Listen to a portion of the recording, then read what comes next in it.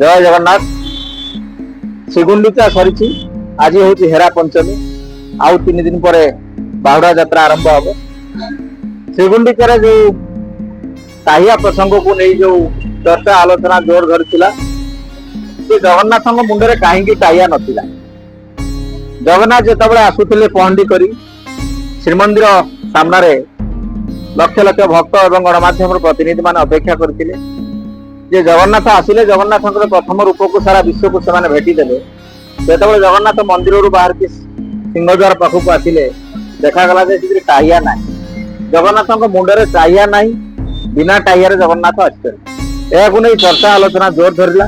गणमाध्यम खबर प्रकाश पाइला एवं गणमाध्यम प्रतिनिधि माने लगातार ये खबर को प्रसारण कले वैद्युतिक और संवाद पत्र माध्यम विरोधी दल राजनेता माने विरोधी दल प्रतिनिधि माने एक राजनीतिक प्रसंग कले। घटना हूँ जगन्नाथ को इच्छा सबकि हूँ आम कहते तेरे मुंडे कहीं टाइया ना सी इच्छा ही थी पारे आम कहीपर किंतु जे वरिष्ठ सेवायत विनायक दास महापात्र से कहते जे मुसलधार वर्षा प्रबल होता जो जगन्नाथ पहंडी होता सप्तम पांच निकट में टाइया पिंधा जाए। टाइया पिंधा जावा जो वर्षा जोर है से टाइयाटी भांगीगला एवं टाइयाटी भांगीगला जो पहंडी कार्यटी बाधा सृष्टि होता तो से टाइया को काढ़ी दि जाता। जहाँ भी हो टाइया प्रसंग को नहीं जो भाई भाव में राजनीतिक रूप दिगला गणमाध्यम खबर मात्राधिक प्रसारण करागला। यह द्वारा लक्ष लक्ष और कोटी कोटी जगन्नाथ प्रेमी बा कोटी कोटी भक्तों धर्मीय भावना कोठना कोटी आघात आसी विश्वास भांगी जापर।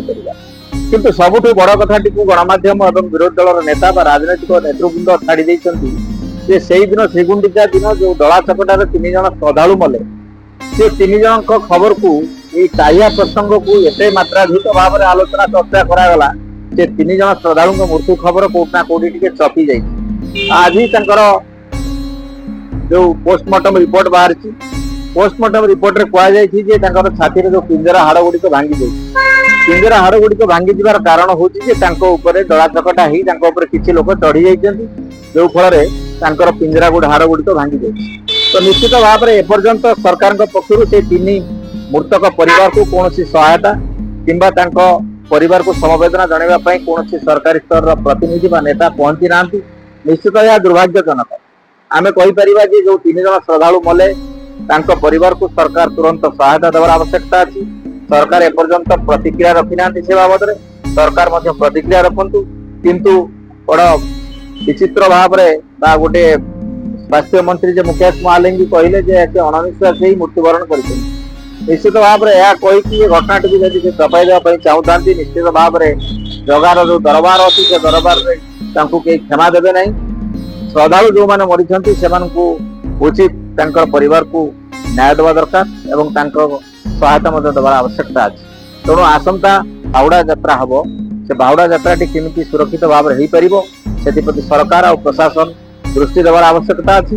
ये जो घटनाटी घटी तार जमी पुनरावृत्ति न हो से सरकार और प्रशासन दृष्टि देवाई आम वीडियो माध्यम निवेदन करूँ। धन्यवाद। नमस्कार। जय जगन्नाथ।